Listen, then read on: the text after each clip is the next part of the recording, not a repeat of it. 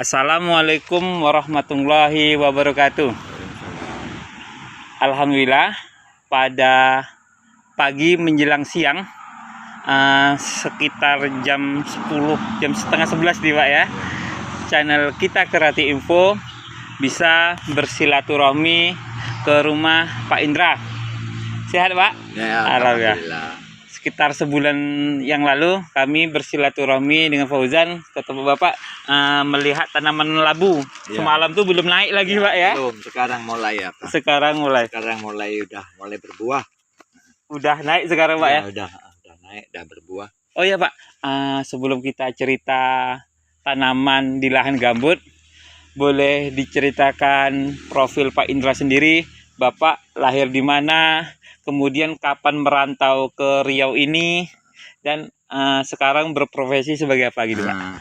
Saya lahir di Jawa Timur, tepatnya di Mojokerto. Mojokerto Pak ya?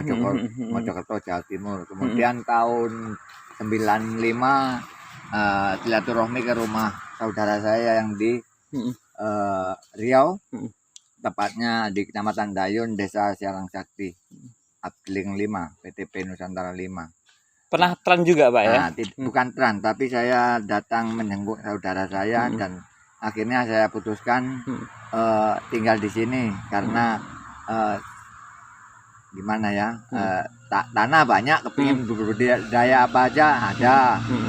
Nah begitulah, jadi keputusannya saya ya akhirnya nggak pulang sampai sekarang ini. Sampai sekarang Pak? Ya, jadi orang Riau asli. Oh ya Pak, anak udah berapa Pak? Anak 2 orang, satu laki-laki, ya alhamdulillah, satu laki-laki, satu perempuan. Udah keluarga semua Pak ya? Satu sudah, satu belum. Oh ya Pak, kita cerita tentang tanaman ya Pak ya. Saya lihat di pekarangan rumah Bapak nih Pak, banyak tanaman Pak. Ya, berbagai jenis tanaman. Berbagai jenis tanaman. Buah-buahan.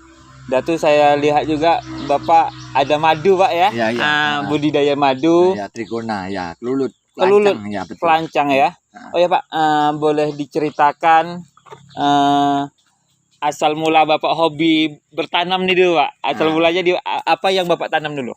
Yang saya tanam pertama untuk di lahan gambut waktu itu adalah nanas. Nanas semua, ya? Semua yang ada tanah di sini saya tanamin nanas. Sampai sekarang masih ada nanas? Masih ada. Ya? Tapi saya kurangi karena tanaman yang lain sudah mampu untuk hidup dan bisa menghasilkan. Oh iya, ini gitu. Semangat nih Pak. Ya, tanaman bisa menghasilkan. Iya. Oh ya Pak, bisa menghasilkan kan ibaratnya ada omset nih Pak. Ya. Apa aja yang di sini yang menghasilkan Pak? Oh, yang menghasilkan yang paling banyak lah. Yang paling banyak sekarang nanas, labu madu, jeruk nipis, jeruk lemon, jeruk kasturi. Nah, terus kemudian bibit-bibitan, ada bibit stroberi, termasuk bibit yang lain lengkeng. Sama menjual bibit kami di sini. Oh, Bapak menjual bibit juga Pak ya? Menjual bibit-bibit. Oh ya, sebelum saya tanya mengenai berapa harga jual dan apa yang bibitnya dijual, saya tertarik Pak. Semalam tuh saya melihat ada kopi Pak.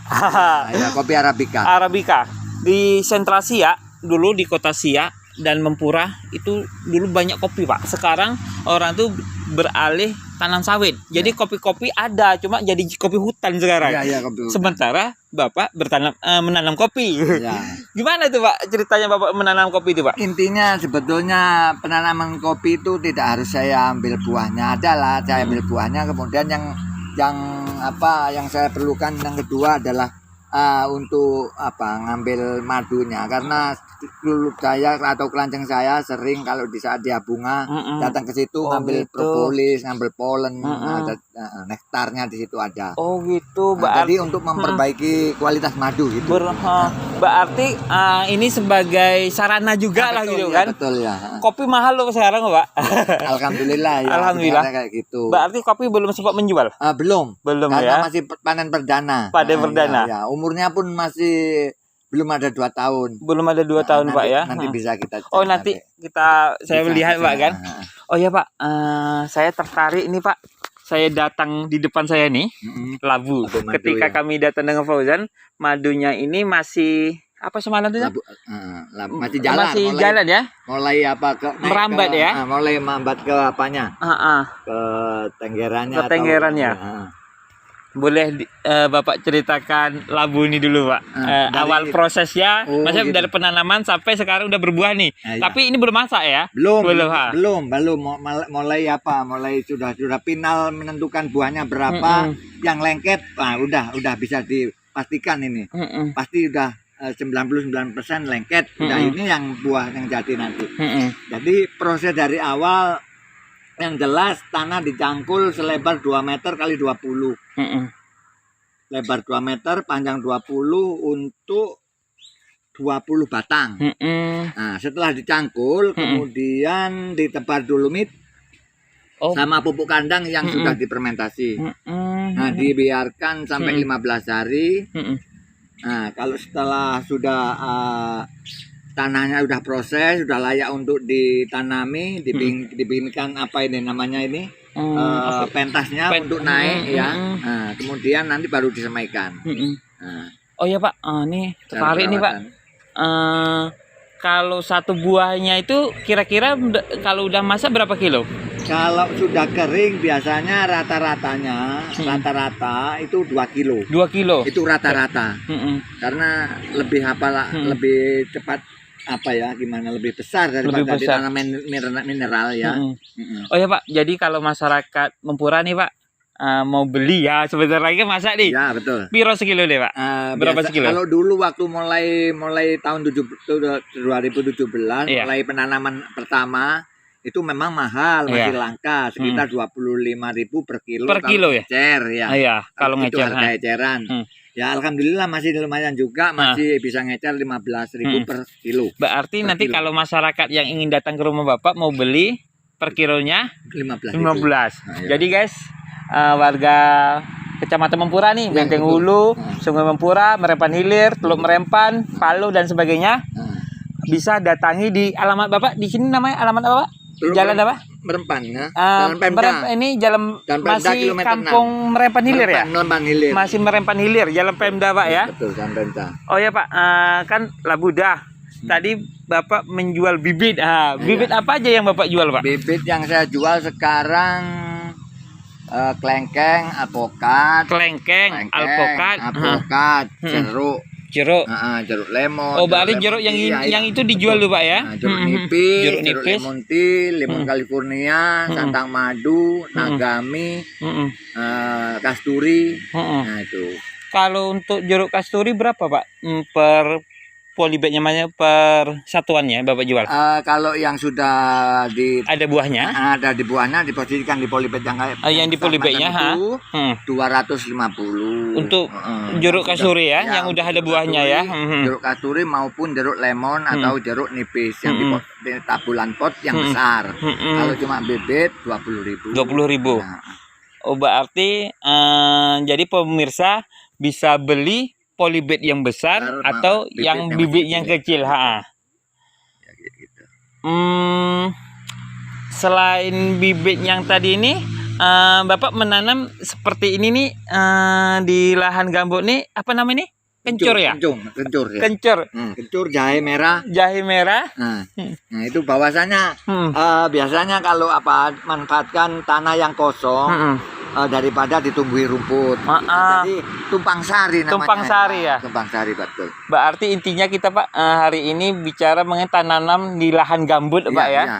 Jadi pengalaman Bapak menanam di lahan gambut ini semua tanaman bisa ditanam nampaknya ya. Alhamdulillah semua. Semua bisa Pak ya.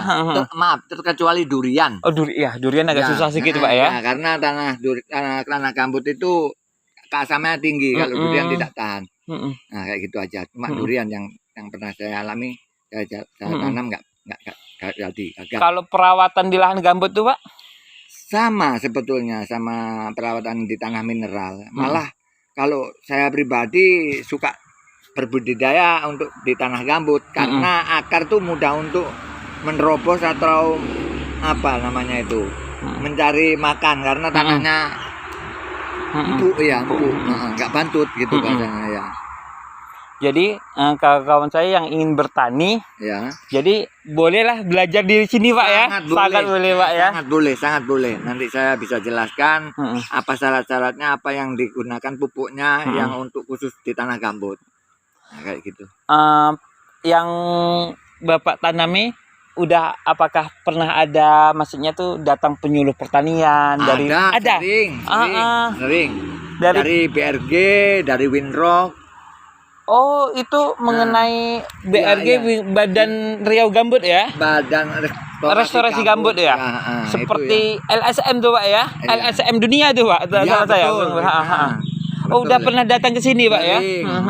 Untuk mengasih support, mengasih apa supaya dilanjutkan, dijaga gambut ini supaya tetap mantap. Nah, kayak Oh iya gitu. Pak, kalau boleh tahu Pak, di rumah ini luas nih, berapa hektar? Nggak ada Rata-rata. hektar.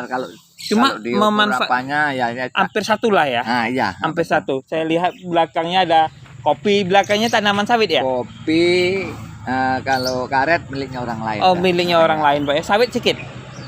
Sawit enggak ada. Nggak Dulunya ada. memang awalnya sawit ya. Saya tumbang Hmm. karena kapasitasnya cuma segini. Kalau ditanami sawit nanti kurang apa ya? Masalahnya lingkupnya cuma sedikit. Nah, terkecuali sekian hektar bisa ditunggu. Nah, jadi saya pilih saya tanami palawija atau buah-buahan. Ya. Pak, terima kasih wawancara singkatnya Pak ya. Sama-sama. Semoga pemirsa saya termotivasi untuk nanam-nanam nih Pak. Amin. Dan saya pun orang tua saya petani Pak. Dan saya memang belum hobi, cuma mau hobi. Tinggal sahabat saya Fauzani hobi nanam ya kan, nanam anggur. Jadi saya rencananya mau berkebun juga gitu Pak kan. Demikianlah wawancara singkat kami dengan Pak Indra yang mengelola tanaman di lahan gambut. Alhamdulillah sekitarnya semua subur Pak. Subur semua. Karena Bapak dengan perawatan ya, dengan perawatan intensif dan Bapak ini menyayangi tanaman Pak ya. Betul. Alhamdulillah berbudi dengan tanah akan menghasilkan sesuatu gitu Pak kan. Kita Kreatif Info dari Kampung Merepan Hilir. Wassalamualaikum warahmatullahi wabarakatuh.